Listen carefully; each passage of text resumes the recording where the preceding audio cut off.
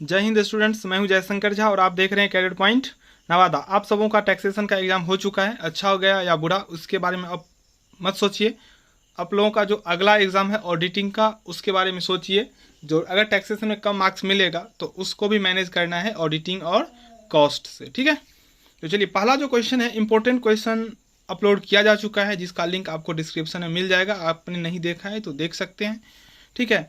Question है अंकेक्षण से आप क्या समझते हैं। इसी बात को दो तीन प्रकार से एग्जाम में पूछ सकता है। अंकेक्षण की क्या अवधारणा है। अब कहीं आपको गेस में अवधारणा तो लिखा ही नहीं मिलेगा, लेकिन आपको यही क्वेश्चन हुआ, अंकेक्षण से आप क्या समझते हैं। अंकेक्षण को परिभाषित करें, अंकेक्षण के लाभ एवं महत्व की विवेचना करें, ये छोड़ ही देगा, ठीक है, इतना ही लिखेगा। लेकिन क्वेश्चन हुआ यही, अंकेक्षण से आप क्या समझ, इसके लाभ एवं महत्व की विवेचना करें, या इसके बदले पर आधुनिक व्यावसायिक संगठन के लिए अंकेक्षण के महत्व की विवेचना करिए। आप लोगों को मैं बार बार बता रहा हूँ, फिर बता रहा हूँ, जो क्वेश्चन को समझने की कोशिश कीजिए। जब तक आप क्वेश्चन को नहीं समझेंगे, आपका उत्तर लिखने का कौशल जो है बढ़ेगा नहीं। आपको अगर एज इट इज़ नहीं मिलेगा क्वेश्चन तो आप बोलेंगे सर ने जो गेस किया वो मिला ही नहीं। देखिए, मैं जो गेस करता हूँ उसका मिलने का संभावना 90% होता है, ठीक है। 100% नहीं कह सकता हूँ। अगर ऐसा हो जाए 100% सभी पेपर में, तो हो सकता है यूनिवर्सिटी हमको अरेस्ट करके कुछ दिनों के लिए रख ले, जो ये क्वेश्चन को आउट कर देते। तो ऐसा संभव नहीं है। 4 क्वेश्चन मिल जाएगा, 5 क्वेश्चन मिल जाएगा, कभी कभी 7 क्वेश्चन मिल जाएगा, तो ये सब चलता रहता है, ठीक है। इसलिए आप लोग थोड़ा क्वेश्चन को समझने की कोशिश कीजिए। 10 क्वेश्चन जो मैंने गेस किया है, अगर 10 क्वेश्चन आपको पता है तो ऑडिटिंग में कोई भी ऐसा क्वेश्चन नहीं है जिसका आंसर आपको नहीं पता है। लेकिन आपको करना क्या है, तो आपको करना ये है, जो क्वेश्चन को समझना पड़ेगा, ठीक है। तो चलिए हम स्टार्ट करते हैं। अंकेक्षण क्या होता है। तो अंकेक्षण का मतलब होता है जांच। अंकेक्षण का मतलब क्या होता है, जांच। मैं बता रहा हूँ, इसको आप ज़्यादा ध्यान नहीं दीजिए गेस में क्या लिखा है। मैं पॉइंट जो समझा रहा हूँ उस पॉइंट को अपने माइंड में स्टोर कीजिए और खुद लिखने का। आप कहीं चल रहे हैं तो सोचिए, अगर पैदल चल रहे हैं तो आप, बाइक से चल रहे हैं तब तो बाइक पे ही ध्यान दीजिए। पैदल चल रहे हैं, बैठे हुए हैं या सो रहे हैं, मतलब जगह हैं लेकिन लेटे हुए, उस समय में आप क्वेश्चन को पहले याद कीजिए और उस क्वेश्चन के बारे में सोचिए। 10 मिनट सोचिए, आपको बहुत सारे पॉइंट्स माइंड में आ जाएगा। और ऐसे करेंगे तो याद भी हो जाएगा, आपको ज़्यादा रटने की आवश्यकता नहीं है। जैसे ही लगे अरे इसमें तो कुछ याद ही नहीं है, तो आप एक बार क्वेश्चन को देख लेंगे, आपको याद हो जाएगा। समझने की कोशिश कीजिए। 3-4 पेज कोई याद करके नहीं लिख सकता है, और आप लोगों में अभी तक याद करने की प्रवृत्ति है, जो काफ़ी हानिकारक हो रहा है आप लोगों के लिए, ठीक है। चलिए, तो अंकेक्षण का जो सिंपल अर्थ है वो होता है जांच। अब किसका जांच। अब यहाँ पे हम तो ट्रैफिक पुलिस का काम कर नहीं रहे हैं, जो हम गाड़ी का लाइसेंस, गाड़ी का जो पेपर है वो चेक करेंगे, ड्राइवर का लाइसेंस चेक करेंगे। तो ये अंकेक्षण है, एक व्यापार में होता है जिसका मतलब होता है जांच करना। तो वहाँ पे किसका जांच होगा, तो उन्होंने जो लेखा किया है, यानी कि वहाँ के जो अकाउंटेंट है, उन्होंने जो लेखा किया है वो लेखा सही है या नहीं है, उन्होंने कहीं तो धोखाधड़ी नहीं किया, इसी का जांच जो होता है ना, अंकेक्षण कहलाता है। जो व्यक्ति जांच करता है उन्हें ऑडिटर यानी कि अंकेक्षक कहा जाता है। बस ये थी। इसमें क्या लिखा है वो हमको उतना ध्यान नहीं देना है, ठीक है। अब देखिए, अंकेक्षण का असर लेखांकन की पुस्तकों, उनसे संबंधित प्रपत्रों की जांच करना है, ताकि इनकी सत्यता के विषय में जानकारी प्राप्त हो सके। अपने शब्दों में लिखें ताकि आपको मार्क्स पूरा का पूरा मिल जाए। अगर आपने किताब से या गेस से डायरेक्ट उतार दिया है एज इट इज़ जो आप लोग ढूंढते हैं, तो अगर अच्छा प्रोफेसर जांच करेगा तो नंबर काट लेगा, ठीक है। तो मैं आपको रटवाने नहीं आया हूँ, मैं आपको पढ़ाने आया हूँ, समझाने आया हूँ। तो आप समझने की कोशिश कीजिए, क्योंकि आगे चल के आपको किसी न किसी कंपटीशन का प्रिपरेशन में जाना है, ठीक है। चलिए, अंकेक्षण उस परिस्थिति में और भी महत्वपूर्ण हो जाता है जब लेखांकन का कार्य स्वयं व्यवसाय का स्वामी नहीं करके किसी दूसरे व्यक्ति से कराए। ये बात तो हम सभी जानते हैं, या कोई नहीं जानते, ये बताओ। अगर हम कोई अपना काम खुद से कर रहे हैं तो मुझे कोई किसी बात का डर नहीं होगा, क्योंकि मैंने सही किया, मैंने गलत किया, अपने लिए किया।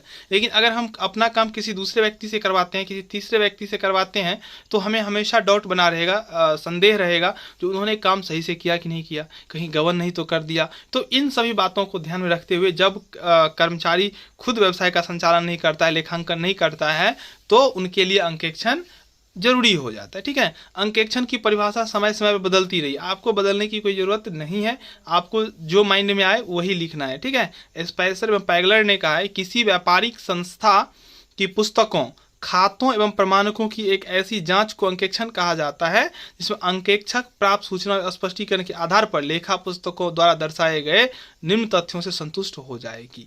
यही बात है, जांच करना है प्रमाणक को, लेखा पुस्तकों को, ठीक है।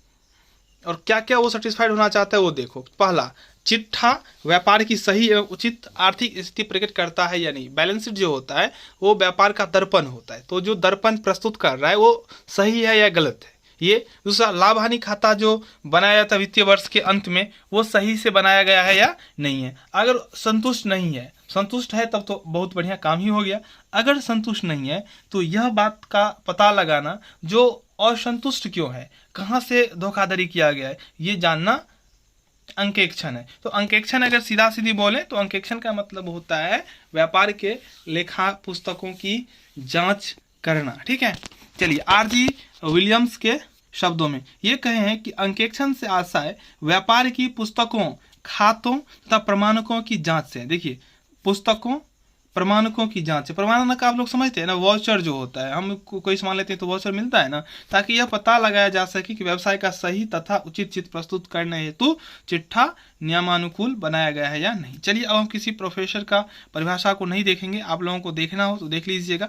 अब ये देखिए, उपयुक्त परिभाषा के आधार पर हम यह कह सकते हैं कि अंकेक्षण किसी संस्था की लेखा पुस्तकों की ऐसी विवेचनात्मक जांच है जो एक योग्य, निष्पक्ष, विवेकशील तथा स्वतंत्र व्यक्ति द्वारा प्रमाणकों, प्रपत्रों एवं अन्य सूचनाओं के आधार पर की जाती है। इसका मुख्य उद्देश्य यह रिपोर्ट देना होता है कि पहला वही बात होगा, लाभ हानि खाता जो लाभ या हानि प्रदर्शित कर रहे सही है कि नहीं है, बैलेंस शीट सच्चा सही चित्र प्रस्तुत करता है या नहीं, खातों या नियमानुसार बनाए गए हैं कि नहीं। मतलब इन सभी बातों को जांच करना ऑडिटिंग होता है। सारा बात एक ही है, दूसरे भाषा में, तीसरे भाषा में इसको लिखा है। तो आप अगर मेन बात को समझ जाएंगे तो आपसे भी कोई दिक्कत नहीं होगा। अब आता है जो महत्व क्या है इसका, ठीक है। तो आप सबको समझना चाहिए, अपने माइंड से इसको आप ऑब्जर्व कीजिए जो महत्वपूर्ण क्यों है, ठीक है। तो अब देखिए, अगर हम अपने लिए अब खुद से लेखांकन का कार्य नहीं कर रहे हैं तो कोई दूसरा व्यक्ति कर रहा है तो वो गड़बड़ी कर सकता है, इसकी संभावना बढ़ जाती है। तो हमें इसका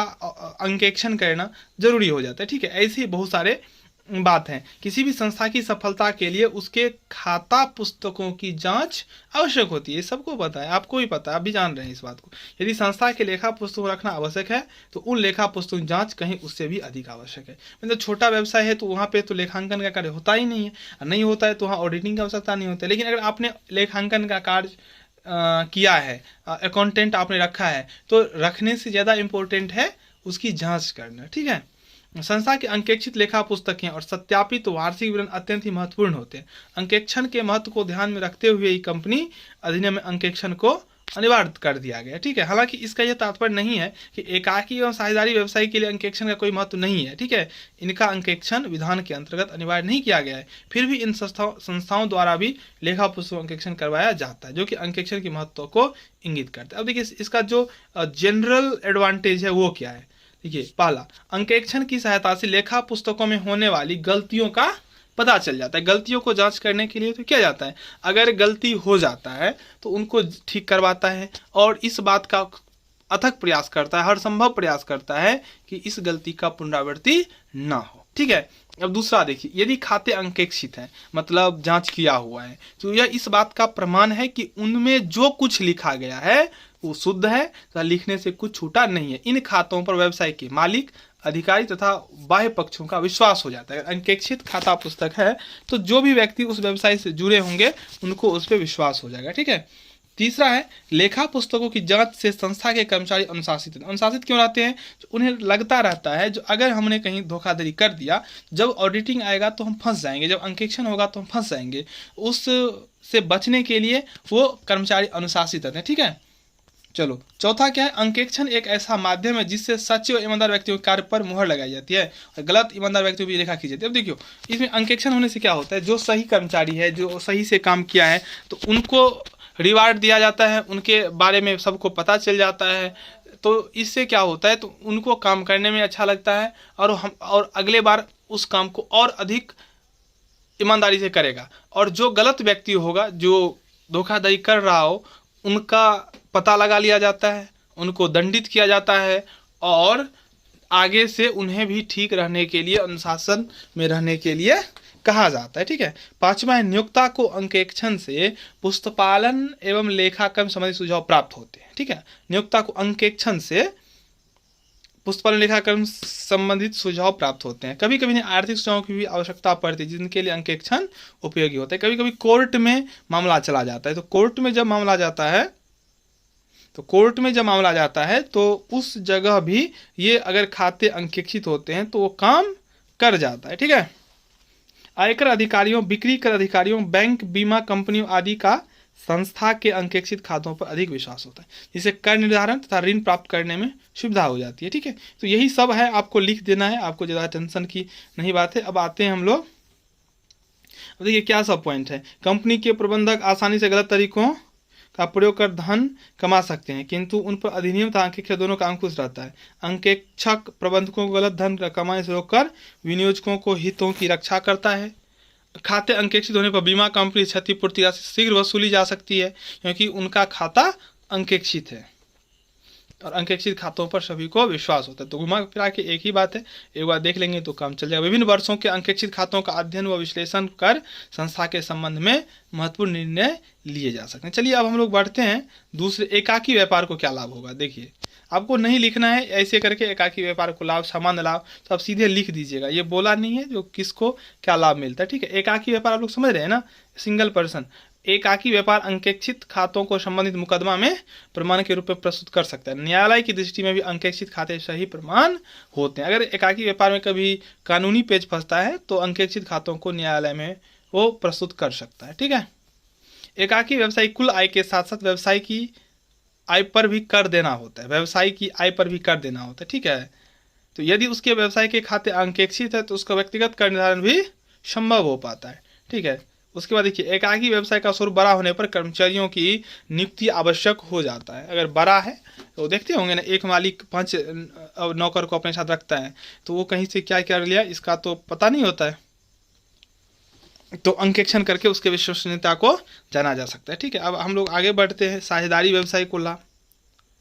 आप लोग ये लिखिएगा ही मत, साझेदारी व्यवसाय को लाभ सामान, आपको सारा बात लिखना है। ठीक है। इसमें फंस जाएंगे, हो सकता है वो लाभ होगा साझेदारी का, आप सामान्य में लिख देंगे तो सामान्य लाभ में सब आ जाएगा, इसलिए आपको इसको विभाजित करने की कोई आवश्यकता ही नहीं है। ठीक है। साझेदारी संस्था में नए साझेदार प्रवेश होते समय यदि पूर्व से ही खाते अंकेक्षित है, दायित्वों व संपत्तियों के पुनर्मूल्यांकन की आवश्यकता नहीं पड़ती। आप लोगों ने पढ़ा होगा, जब किसी कंपनी फॉर्म में साझेदारी में कोई साझेदार प्रवेश करता है उस टाइम रिवैल्यूएशन अकाउंट बनाया जाता है, लेकिन अगर खाता अंकेक्षित है तो इसका कोई जरूरत भी नहीं होगा। ठीक है। निष्क्रिय साझेदार वह साझेदार है जो प्रबंध भाग नहीं लेता है। अंकेक्षित खातों में निष्क्रिय साझेदार को संस्था अन्य साझेदारों के प्रति विश्वास रखते हैं। निष्क्रिय साझेदार मतलब ऐसा संभव है जो 5 पर्सन मिलकर व्यवसाय को संचालित करेंगे, लेकिन 3 ही लोग एक्टिव होकर काम करेंगे, तो 2 जो लोग हैं उनको अविश्वास बढ़ जाएगा, जो हमको ठग तो नहीं रहा है वो 3 पार्टनर, लेकिन जब खाता ऑडिट में जाएगा तो उन्हें भी विश्वसनीयता हो जाएगा। ठीक है। किसी साझेदार के मृत्यु होने या अवकाश ग्रहण करने पर भी पुनर्मूल्यांकन खाता बनाना पड़ता है, लेकिन अगर खाता अंकेक्षित होता है तो इसका भी जरूरत नहीं होता है। ठीक है। तो आप इसको अगर पॉइंट है तो मृत्यु अलग लिख दीजिएगा और अवकाश अलग लिख दीजिएगा, प्रवेश अलग लिख दीजिएगा, तो आपको 3 पॉइंट मिल जाएगा। ठीक है। चलिए तो अब हम आगे बढ़ते हैं, कंपनी का लाभ। देखो कंपनी का क्या लाभ होता है, 2 या 2 से अधिक कंपनियों का आपस में मिल जाना, जिसको हम लोग एमलगेमेशन कहते हैं, एकीकरण, हमने पढ़ा था पार्ट 2 में। ठीक है। मिल जाना या कंपनी को दूसरे द्वारा अपने में मिला लेना, एकीकरण या सम्मिलन कहा जाता है। ऐसे में अंकेक्षित खातों का महत्व बढ़ जाता है, और जब कंपनी को रिपोर्ट देना होता है तो भी काम कर जाता है, उचित दर से लाभांश दिया ही नहीं, ये सब पता चल जाता है। तो ये सब हुआ इस क्वेश्चन का सही आंसर। अगर आप लोगों को अच्छा लग रहा हो तो चैनल को जरूर सब्सक्राइब कर लें और अपने फ्रेंड्स के साथ अधिक से अधिक शेयर करें। धन्यवाद।